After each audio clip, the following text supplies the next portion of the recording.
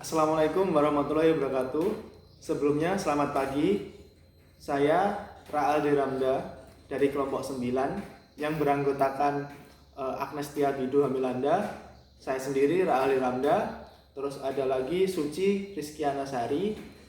Di sini saya dari kelompok 9 akan menjelaskan tentang tahap perancangan kontrak 2. Baik, yang pertama langsung saja. Yang pertama ada pola komparisi para pihak yang terlibat.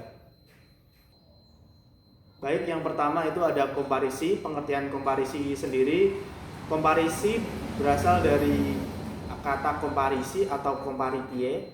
Komparisi adalah bagian dari suatu kontrak yang berisi memuat identitas para pihak yang mengikatkan diri pada suatu kontrak secara lengkap. Yang selanjutnya ada unsur-unsur identitas komparisi.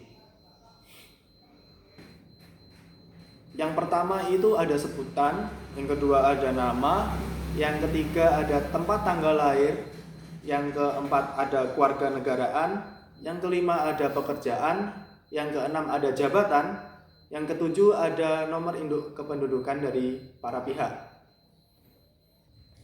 Selanjutnya ada tindakan komparan. Di sini tindakan ada beberapa yang akan saya sebutkan saja. Yaitu yang pertama, para pihak bertindak untuk diri sendiri. Yang kedua, salah satu pihak mewakili badan hukum dan salah satu pihak bertindak untuk diri sendiri. Yang ketiga, ada salah satu pihak mewakili badan hukum dan pihak lainnya bertindak sebagai pemegang kuasa. Untuk komparisi sendiri biasanya itu yang paling banyak digunakan itu ada dua model. Yang pertama itu model berlanjut. Model berlanjut itu identitas para pihak dibuat seperti paragraf. Semua identitas dimuat seperti paragraf. Yang kedua ada model bersusun atau model tabulasi. Di sini model tabulasi itu seperti bertingkat menyusun ke bawah, nama, bawahnya lagi terus tempat tanggal lahir, bawahnya lagi terus ada pekerjaan, bawahnya lagi ada kewarganegaraan dan seterusnya. Untuk materi yang selanjutnya itu ada identitas pribadi dengan identitas badan hukum. Untuk yang pribadi di sini komparasi yang dijelaskan itu berisi tentang identitas para pihak secara pribadi mengenai nama, terus ada tempat tanggal lain, itu semua memuat identitas pribadi para pihak. Untuk yang selanjutnya itu identitas badan. Di sini identitas badan itu memuat bentuk dari identitas badan itu sendiri, seperti contohnya bentuk badan itu, terus nama badan, tempat badan, terus ada lagi bentuk organisasi badan itu, baik itu berbadan hukum atau tidak berbadan hukum, terus ada badan hukum itu berbentuk privat atau publik, dan seterusnya. Untuk yang materi selanjutnya itu ada resital. Di sini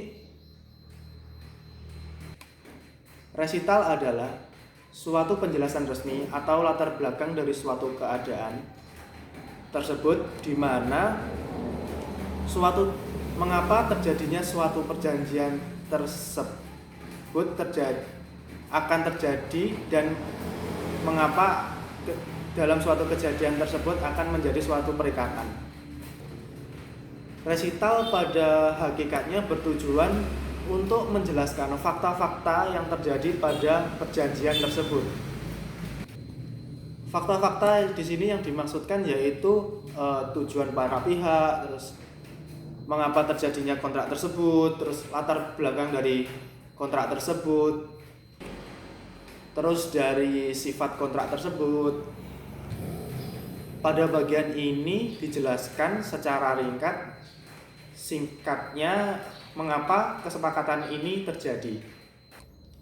Saya berikan contoh untuk resital, Di sini mudahnya untuk A, bahwa pihak pertama adalah pemilik tanah dan rumah di Jalan Kiai Solikin nomor 42 berdasarkan surat sertifikat nomor 1234. Baik, untuk yang materi selanjutnya itu ada definisi.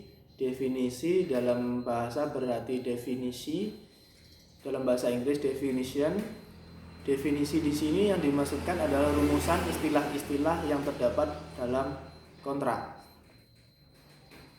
Untuk definisi di sini sebenarnya ada beberapa tujuan untuk definisi. Yang pertama itu untuk memperjelas dalam suatu kontrak di situ agar tidak timbul penafsiran yang berbeda-beda dari para pihak. Yang kedua itu definisi bertujuan untuk sebagai dimasukkan dalam pasal-pasal. Di sini dimaksudkan agar kata-kata yang digunakan itu dapat dipersingkat sehingga kontrak itu jadi padat dan jelas.